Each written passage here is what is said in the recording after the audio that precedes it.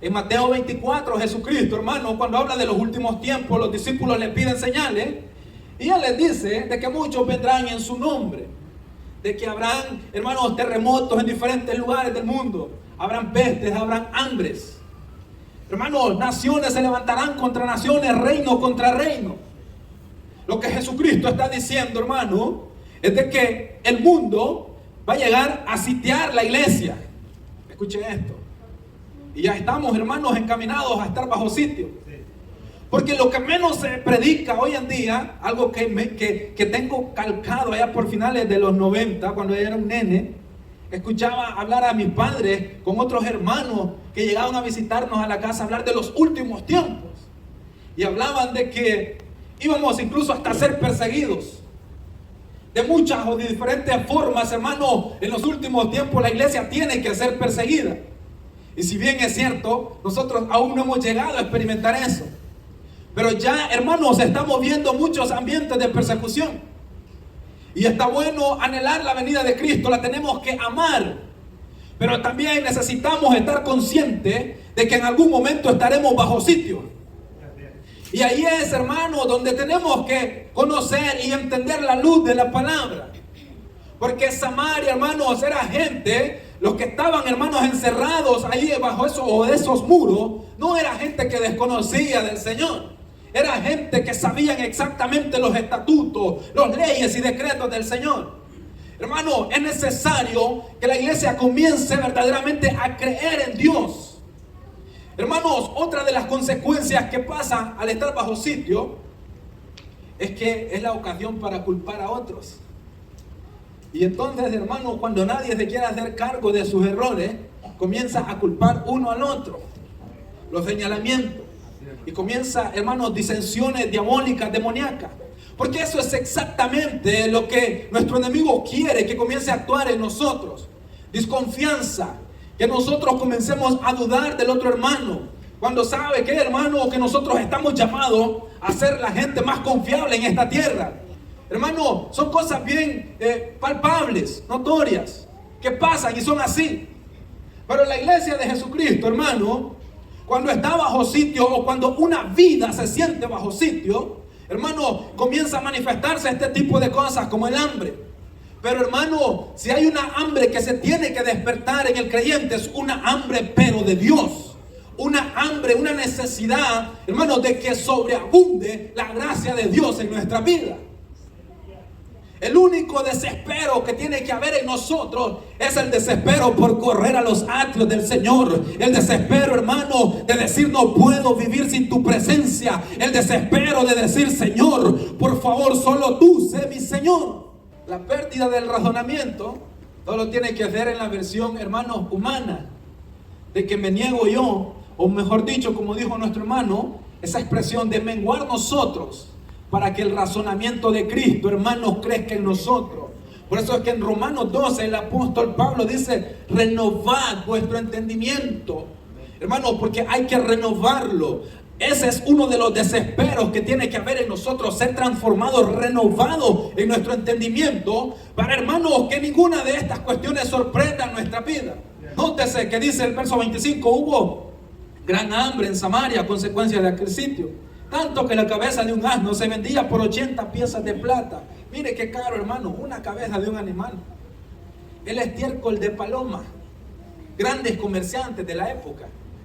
Ahora, pero en cualquier situación, hermano, el propósito de Dios es que acudamos a Él. En cualquier situación.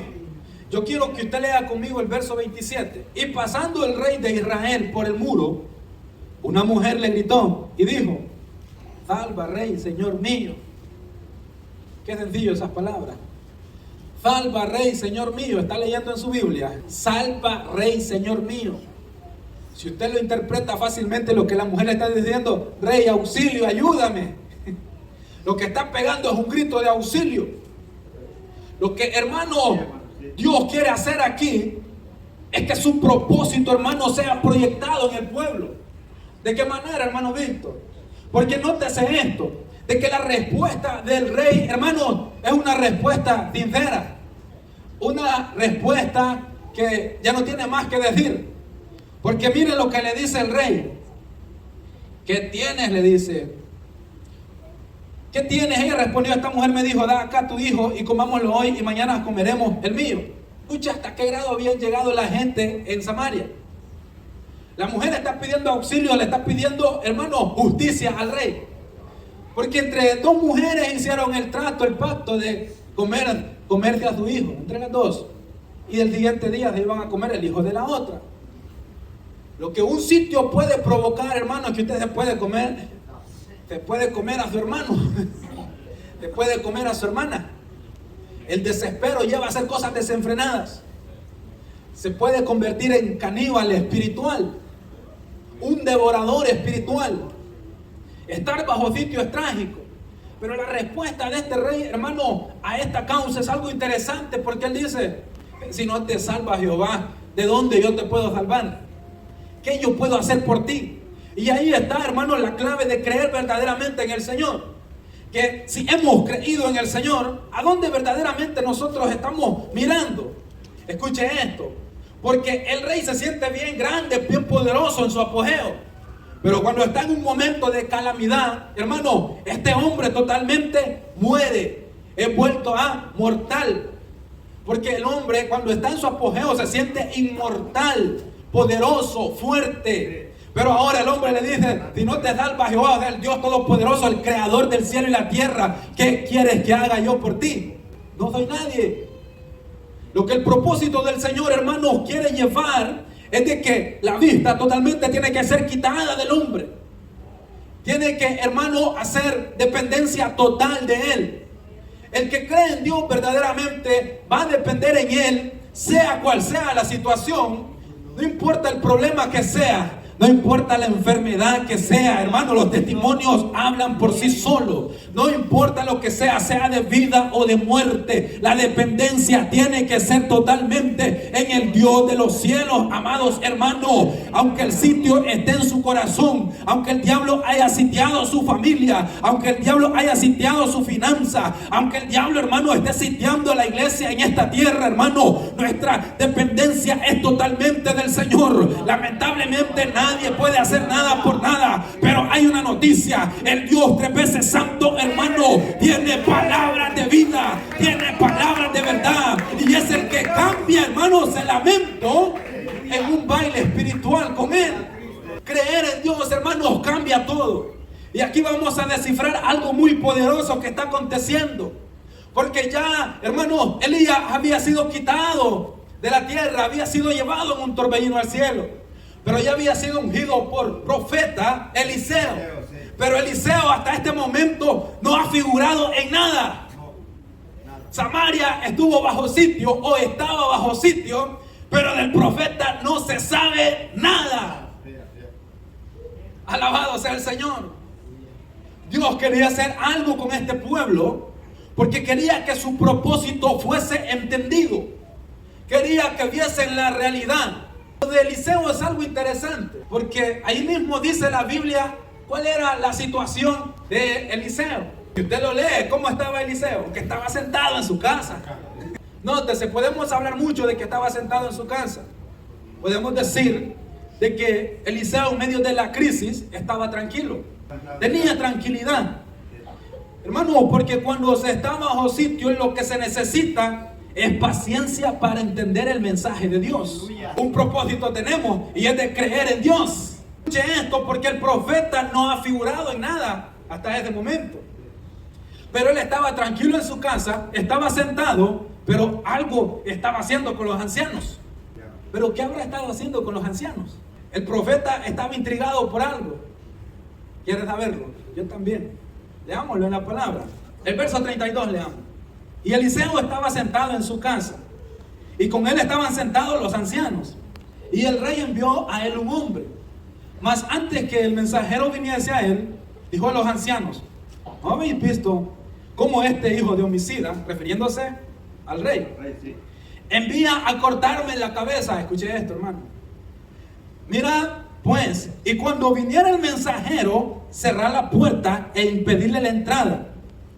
No se oye tras él el ruido de los pasos de su amo, en forma de preguntas, del oído al final. Pero ¿qué es lo que estaba pasando ahí con Eliseo sentado con los ancianos? Eso es lo que me interesa a mí. El profeta no estaba orando. El profeta estaba sentado y estaba meditando. Algo no estaba bien. Algo el profeta no había discernido. ¿Pero qué era entonces? ¿Por qué el Señor no le avisó de ese sitio? ¿Por qué el Señor no le dijo al rey que se armara antes de que fuesen totalmente sitiados? Ciertamente este mal de Jehová viene. Aún Eliseo no había tenido una señal de Dios. El profeta no entendía si ese sitio era de parte de Dios, si el caos que estaba aconteciendo era de parte de Dios o era, hermano, algo aislado a la voluntad del Señor. Pero él dice, hermano, se sorprende porque él está dando una orden a los ancianos. Cuando escuches que lleguen, ciérrenle la puerta. Él no sabe cuándo iba a llegar, pero la Biblia dice que aún él estaba hablando cuando llegó, porque él no esperaba que llegara en el momento. Y esa fue la señal, hermanos, que activó el sistema profético en Eliseo. Fue cuando pudo discernir lo que estaba aconteciendo en Samaria. Entonces, hermano, dice esta palabra al final en pregunta, dice, ¿para qué he de esperar más a Jehová? El hombre estaba meditando, no entendía lo que estaba aconteciendo, pero cuando la señal llegó, cuando, hermano, el ministerio profético se activa en Eliseo, entonces entiende que verdaderamente lo que está aconteciendo ahí es un propósito del Señor. Porque, hermanos, el Señor quería que totalmente confiaran en Él, que verdaderamente sus ojos se abrieran para verlo a Él, no contemplar a un hombre caminando en el muro de la ciudad, hermanos, sino que traspasen los ojos, hermanos, esos muros y ni siquiera a los montes. El Señor, hermanos, quiere que alcemos nuestros ojos y miremos, hermanos, el resplandor de su gloria allá en el cielo, hermano. Por eso es que el salmista se preguntaba, ¿quién, hermano? ¿Quién subirá al monte de Jehová? Pero Jesucristo descendió del cielo, hermanos, para resplandecer a nosotros y darnos esa luz admirable. Y ahora nosotros tenemos, hermanos, el blanco que es Cristo Jesús.